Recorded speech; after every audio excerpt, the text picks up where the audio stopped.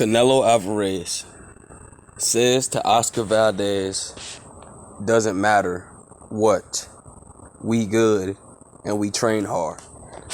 Let's talk about it in this video.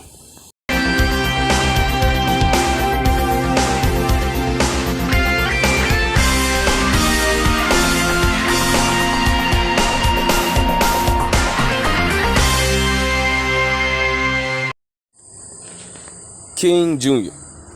got another video for y'all. So Canelo Alvarez just now recently came out.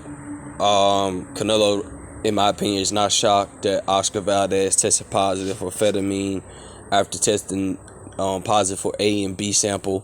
And Canelo has said it doesn't matter, we good, we train hard. And here's my take on the whole situation. I think it does matter because you're taking a drug not only to burn weight, like Timothy Bradley said, not only to burn weight, but to increase your stamina and increase your other abilities as well. And this is a very big thing.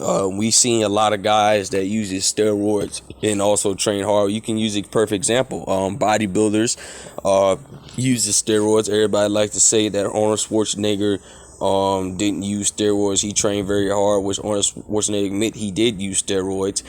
We had a guy in Andre Munzer, who was a guy that strictly used his steroids and it wound up costing his life, and so on and so forth. For many guys and many professional powerlifters and athletes use steroids, and they also train hard as well. Like I said before, anybody that uses steroids should be banned from the sport for life, and Canelo seems to be cool with it because Canelo has tested positive for steroids and so on and so forth. And Shane Mosley, and there's a lot of guys that tested positive for steroids. And I want to clear this up. Floyd Mayweather, okay? Floyd Mayweather did not test positive for steroids for that fight. Floyd, they want to say he had an IV. No. It would have been something like if the IV had steroids in it and then they tested Floyd. Guys, redo your research. Floyd had a regular IV that was subscribed to the doctor, I believe, and that was it. He was doing something. I don't remember what it was, but it was not steroids, guys. Go do your research. But anyway, Canelo Alvarez, I'm not shocked that he said this. I think having steroids in your system is a disadvantage. I think Canelo Alvarez tested positive for steroids in the Triple G fight. Because I believe Canelo Alvarez at the time had stamina issues. He always gotten gas at the eighth to ninth round. And when he did test positive for Combuterol after the 6 months, he was looking like a completely different person in these few fights. And Oscar Valdez looked like a completely different person when he fought Miguel Berchelt. I would like to see him run it back with Miguel Berchelt legitimately instead of using a recreational drug like a steroid like amphetamine and so on and so forth. I'm not surprised. They're going to try to bypass this thing and overlook it, but a lot of people is not overlooking this. And Oscar Valdez know he messed up at the end of the day. It doesn't matter if you train hard or not. You test positive for a steroid. Now, if you didn't test positive for a steroid and train hard, yeah, you can use that statement.